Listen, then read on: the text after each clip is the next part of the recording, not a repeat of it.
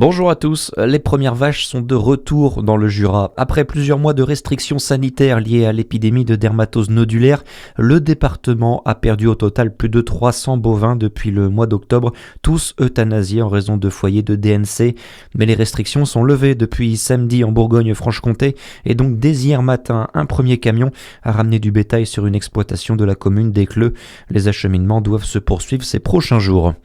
Nathalie Kunders salue le travail déterminé et efficace de la police nationale et des services de justice. Réaction de la maire de Dijon hier après-midi après l'annonce de l'interpellation de 5 individus dans le cadre de l'enquête sur l'incendie criminel du collège Champollion dans la nuit du 12 au 13 décembre dernier. Les individus ont été placés en garde à vue pour être auditionnés. Il s'agit de 4 hommes mineurs de 15 à 17 ans et d'une femme de 27 ans. Un mort et un blessé grave dans un accident de la route en Saône-et-Loire hier soir.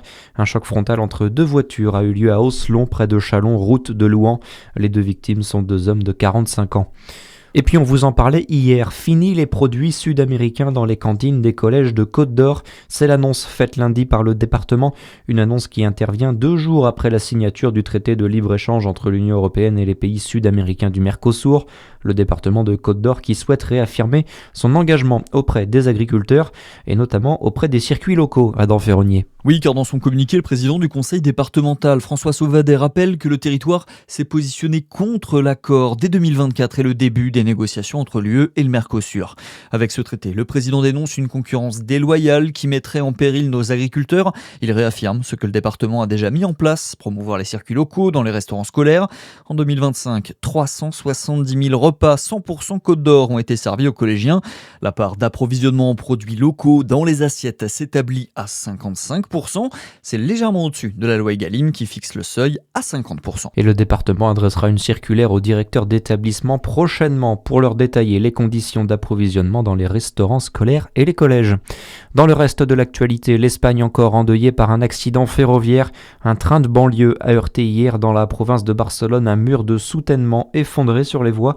En cause, semble-t-il, les fortes précipitations qui se sont abattues sur la Catalogne. Le bilan s'élève à 1 mort et 4 blessés graves. Donald Trump persiste encore sur le Groenland. Le président des États-Unis s'est exprimé hier lors d'une conférence de presse et il a laissé planer le doute sur les moyens qu'il est prêt à engager pour s'emparer du territoire arctique. À la question « Jusqu'où est-il prêt à aller ?», il a répondu « Vous le découvrirez ».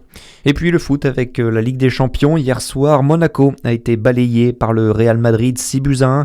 Déception également pour le Paris Saint-Germain battu par le Sporting Portugal 2-1. Très bonne journée à tous. À suivre, c'est votre météo sur Fréquence Plus.